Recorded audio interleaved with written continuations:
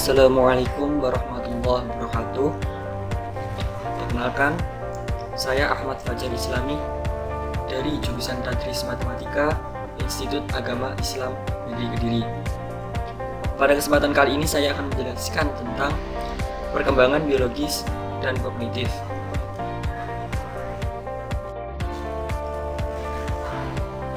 Oke, langsung saja.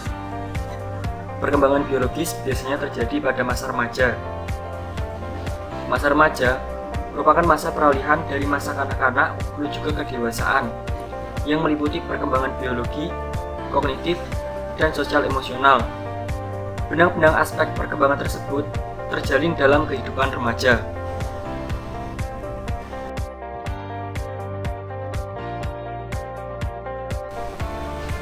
Pengaruh faktor genetika terhadap perkembangan remaja. Yang pertama, sifat dasar gen. Sifat dasar gen terdiri dari 3, yaitu genotip, fenotip, dan rentang reaksi. Genotip adalah warisan genetik seseorang, material genetika aktual yang sebenarnya ada. Namun demikian, tidak semua material genetik tersebut jelas tampak pada ciri-ciri yang tampil atau dapat diukur pada diri kita. Fenotip adalah bagaimana genotip seseorang tampil dalam ciri-ciri yang dapat diamati atau diukur. Fenotip meliputi ciri fisik seperti tinggi dan berat badan, warna mata, warna pigmen kulit, dan lain-lain. Rentang reaksi adalah rentang jumlah kemungkinan fenotip untuk setiap genotip yang menunjukkan pentingnya peran pembatasan ataupun pengayaan lingkungan. Sandra Scar menjelaskan rentang reaksi ini bahwa setiap orang memiliki jangkauan potensi. Misalnya, seseorang lebih pendek dari kebanyakan orang.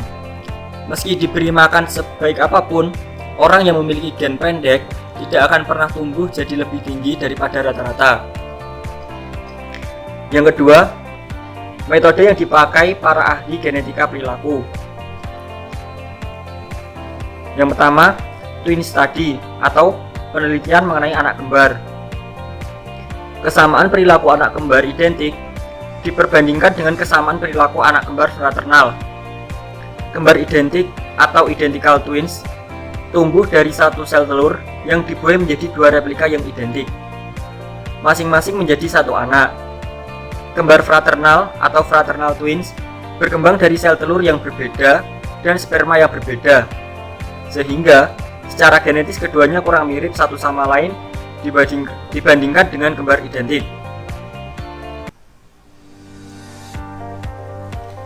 Metode yang kedua adalah penelitian adopsi atau adoption study.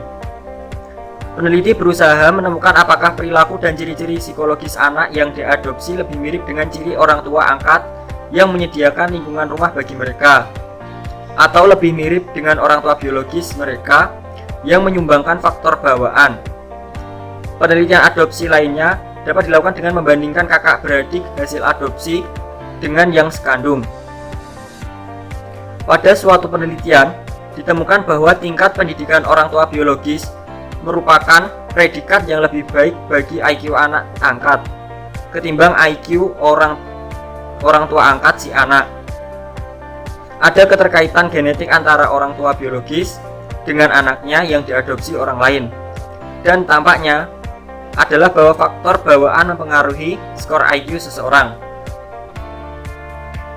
Pengaruh faktor genetika yang ketiga adalah temperamen. Temperamen adalah gaya perilaku dan cara berespon yang khas yang ditampilkan oleh seseorang. Alexander Chess dan Stella Thomas mengemukakan bahwa ada 3 kelompok temperamen, yaitu anak bertemperamen muda atau easy child, biasanya memiliki suasana hati positif, mudah mengikuti aturan atau kegiatan keseharian umum, dan mudah menyesuaikan diri terhadap pengalaman baru. Yang kedua, anak bertemperamen sulit atau difficult child, cenderung bereaksi negatif dan banyak mengeluh atau rewel. Kegiatan rutin kesehariannya tidak teratur dan lambat menyesuaikan diri dengan pengalaman baru. Yang ketiga, anak bertemperamen lambat menghangat atau slow to warm up child, menunjukkan tingkat kegiatan yang rendah agar bereaksi negatif, penyesuaian diri agar lambat, dan suasana hati dalam intensitas yang rendah.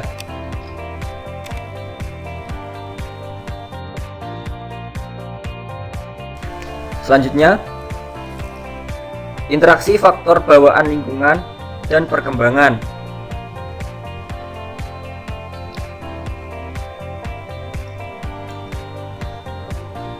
Cara interaksi dibagi menjadi 3, yaitu interaksi genotif pasif dengan lingkungan, interaksi genotif evokatif dengan lingkungan, dan interaksi genotif aktif dengan lingkungan.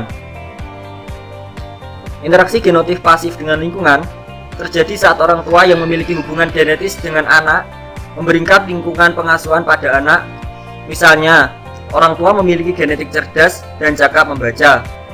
Karena mereka cakap membaca dan menikmati kegiatan membaca, mereka menyediakan buku bacaan bagi anak mereka, sehingga anak mereka juga akan lebih cenderung menjadi anak yang cakap membaca dan menikmati kegiatan membaca. Yang kedua, interaksi genotif evokatif dengan lingkungan. Hal ini terjadi karena genotif anak akan menimbulkan jenis lingkungan fisik dan sosial tertentu. Misalnya, anak yang aktif dan suka tersenyum akan lebih banyak mendapat perangsangan sosial ketimbang anak yang pasif dan pendiam. Yang ketiga, interaksi genotif aktif dengan lingkungan. Terjadi saat anak dan remaja menjelajahi lingkungan yang mereka pandang menarik dan menantang. Pemilihan ini berkaitan dengan genotif tertentu yang mereka miliki. Contohnya, sebagian remaja karena genotifnya lebih terampil di bidang musik, maka akan cenderung lebih banyak memanfaatkan waktu dalam lingkungan musikal, di mana mereka dapat menampilkan keterampilan mereka dengan baik. Selanjutnya, pengaruh lingkungan. Ahli genetika perilaku Robert Plomin percaya bahwa cara pengasuhan yang sama atau lingkungan yang sama memberikan pengaruh yang kecil terhadap variasi perbedaan kepribadian atau minat remaja. Dengan kata lain, meskipun dua remaja tinggal serumah dengan orang tua yang sama, kepribadian mereka kerap kali berbeda. Pengaruh lingkungan terbagi adalah pengalaman remaja yang juga dialami oleh orang lain di lingkungannya. Misalnya, kepribadian dan orientasi intelektual orang tua mereka, kelas sosial keluarga, dan lingkungan tetangga sekitar tempat tinggal mereka.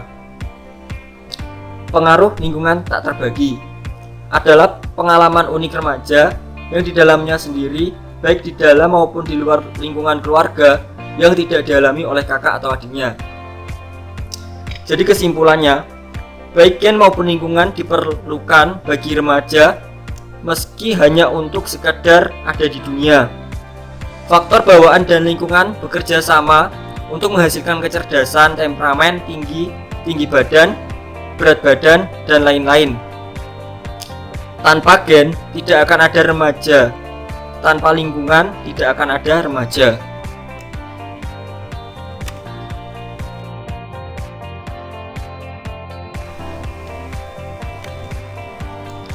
Ciri umum pertumbuhan fisik pada remaja.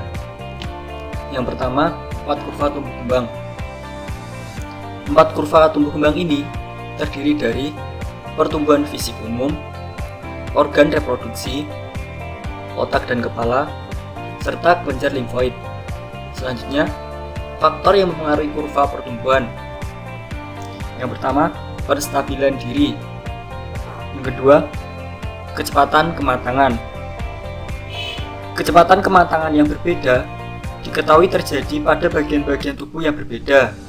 Misalnya, kepala selalu lebih cepat berkembang daripada badan, dan badan selalu lebih cepat matang daripada anggota badan. Yang ketiga, pengaturan umpan balik. Pengaturan berdasarkan umpan balik melibatkan penyesuaian diri struktur biologis terhadap umpan balik. Misalnya, sekresi kelenjar pituitari mempengaruhi berbagai kelenjar lain, seperti kelenjar tiroid dan kelenjar seksual. Sekresi pituitari disesuaikan dengan tingkat hormon pada kelenjar lainnya. Saat sekresi kelenjar lainnya mencapai kadar yang tepat atau memadai, Kelenjar pituitari mengatur keluarannya agar tetap berada dalam keseimbangan yang sudah tercapai. Dan yang terakhir adalah masa tubuh.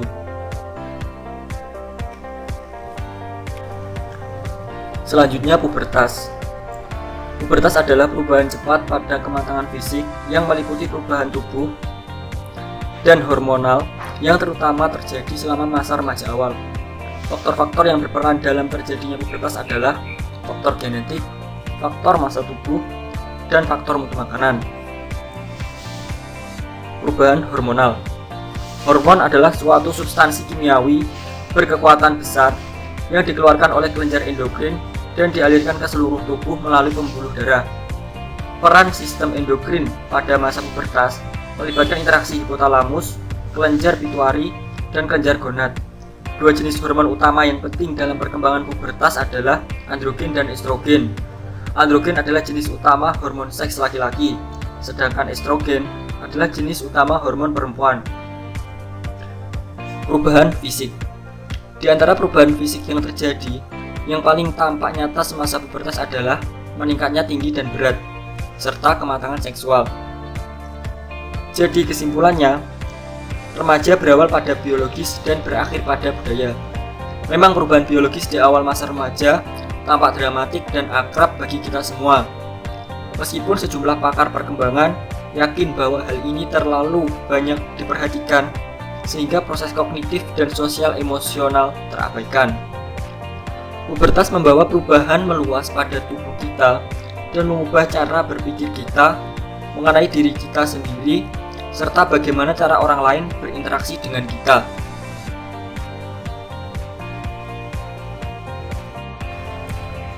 Selanjutnya, perkembangan kognitif. Teori perkembangan kognitif. Teori ini dikemukakan oleh dua tokoh. Yang pertama, Jean Piaget, dan yang kedua, Brunner. Pandangan Piaget tentang perkembangan kognitif. Jean Piaget adalah pakar psikologi dari Swiss yang hidup dari tahun 1896 sampai 1980. Pada awalnya, Piaget lebih tertarik meneliti tentang perkembangan kognitif pada manusia. Piaget berpendapat bahwa anak-anak membangun sendiri secara aktif dunia kognitif mereka. Informasi tidak sekedar dituangkan ke dalam pikiran anak lewat lingkungan. Anak-anak menyesuaikan pemikiran mereka untuk meliputi gagasan-gagasan baru. Proses ini selalu dikenal dengan istilah asimilasi dan akomodasi. Asimilasi terjadi ketika seseorang menggabungkan informasi baru ke dalam pengetahuan yang sudah dimilikinya. Sedangkan akomodasi terjadi ketika seseorang menyesuaikan dirinya terhadap informasi baru. Teori perkembangan kognitif Piaget salah satu teori yang menjelaskan bagaimana anak-anak beradaptasi dan menginterpretasikan objek-objek dan kejadian-kejadian sekitarnya. Anak-anak mempelajari ciri-ciri dan fungsi dari objek-objek seperti mainan, perabot, dan makanan, serta objek-objek sosial seperti diri, orang tua, dan teman-teman. Anak-anak juga mempelajari cara mengelompokkan objek-objek untuk mengetahui persamaan-persamaan dan perbedaan-perbedaannya.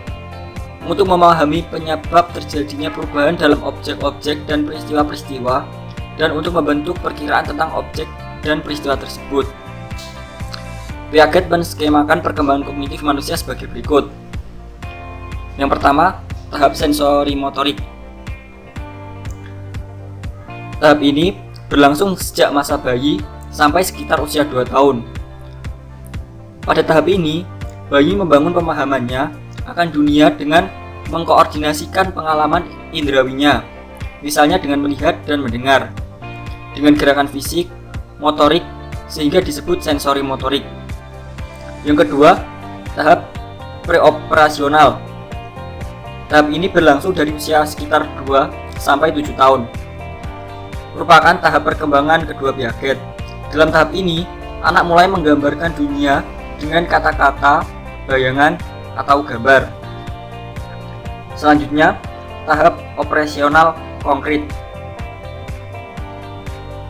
Menurut Piaget, operasi adalah hubungan-hubungan logis di antara konsep-konsep atau skema-skema. Sedangkan operasi konkret adalah aktivitas mental yang difokuskan pada objek-objek atau peristiwa-peristiwa nyata atau konkret dapat diukur. Proses-proses penting dalam tahapan ini adalah pengurutan, yang kedua klasifikasi, yang ketiga decentering, yang merupakan kemampuan anak mulai pertimbangkan beberapa aspek dari suatu permasalahan untuk bisa memecahkannya. Yang keempat, reversibility, merupakan kemampuan anak mulai memahami bahwa jumlah atau benda-benda dapat diubah kemudian kembali ke keadaan awal. Untuk itu, anak dapat dengan cepat menentukan bahwa 4 ditambah 4 sama dengan 8, 8 dikurangi 4 akan sama dengan 4 jumlah sebelumnya. Yang kelima, konservasi, merupakan kemampuan memahami kuantitas, panjang, atau jumlah benda-benda adalah tidak berhubungan dengan pengaturan atau tampilan dari objek atau benda-benda tersebut. Dan yang terakhir, penghilangan sifat egosentrisme. Tahapan selanjutnya adalah tahap operasional formal. Ditinjau dari perspektif teori kognitif Piaget, maka pemikiran masa remaja telah mencapai tahap pemikiran operasional formal, yakni suatu tahap perkembangan kognitif yang dimulai kira-kira 11 atau 12 tahun dan terus berlanjut sampai remaja mencapai masa tenang atau dewasa. Pada tahap ini, anak sudah mulai berpikir abstrak dan hipotesis. Pada masa ini, anak sudah mampu memikirkan sesuatu yang akan atau mungkin terjadi, sesuatu yang abstrak. Di samping itu, pada tahap ini, remaja juga sudah mampu berpikir secara sistematik. Remaja telah mampu memikirkan semua kemungkinan secara sistematik untuk memecahkan masalah. Mereka juga memiliki kemampuan berpikir alternatif, sehingga kemungkinan menyelesaikan masalah yang mereka hadapi lebih beragam.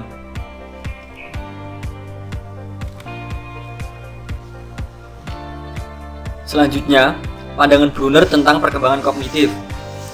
Brunner menjabarkan 6 konsep pokok dalam perkembangan kognitif, yaitu perkembangan intelektual ditandai oleh meningkatnya variasi respon terhadap stimulus. Yang kedua, pertumbuhan tergantung pada perkembangan intelektual dan sistem pengolahan informasi yang dapat menggambarkan realita. Yang ketiga, perkembangan intelektual memerlukan peningkatan kecakapan untuk mengatakan pada dirinya sendiri dan orang lain melalui kata-kata atau simbol. Yang keempat, interaksi antara guru dengan siswa sangat penting bagi perkembangan kognitif. Yang kelima, bahasa menjadi kunci perkembangan kognitif. Dan yang keenam, pertumbuhan kognitif ditandai oleh semakin meningkatnya kemampuan menyelesaikan berbagai alternatif secara simultan.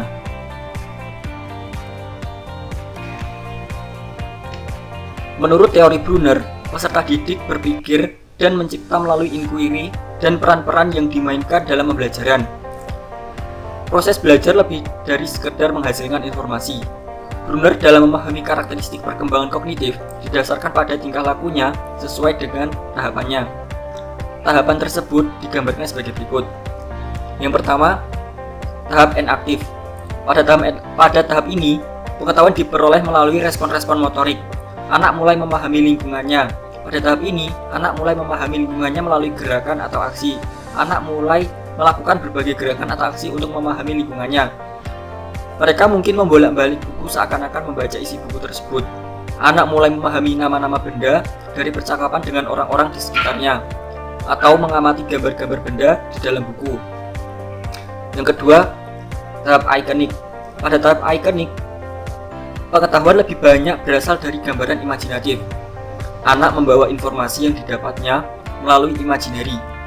Karakteristik tunggal pada objek yang diamati dijadikan sebagai pegangan, dan pada akhirnya anak mengembangkan memori visual. Misalnya, anak-anak melihat gambar orang. Berdasarkan pengamatannya, orang memilih bagian-bagian tubuh. Informasi ini dibawa ke alam imajinasinya sehingga ia dapat memiliki gambaran visual bahwa orang terdiri dari berbagai bagian tubuh. Yang ketiga, tahap simbolik. Pada tahap ini, Pengetahuan lebih banyak berasal dari kata-kata yang berubah-ubah, simbol matematika, dan simbol sistem. Remaja mampu menyusun gagasannya secara padat. Pada tahap ini, anak sudah memahami simbol, sehingga mereka sudah dapat memaknai sebuah simbol. Brunner menyatakan anak-anak akan belajar dengan baik jika pembelajaran yang dilakukan bermakna dan relevan dengan hidup anak.